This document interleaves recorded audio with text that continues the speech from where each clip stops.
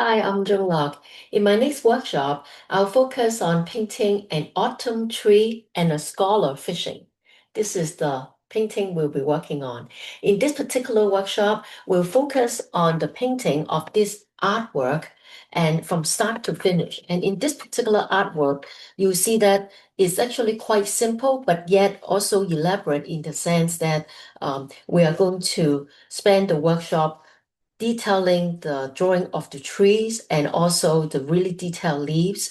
And then, so because this is the main focus of our workshop, the painting of a tree that is in autumn, meaning it could be maple, it could be some trees that the leaf would fall down, so it's not an evergreen.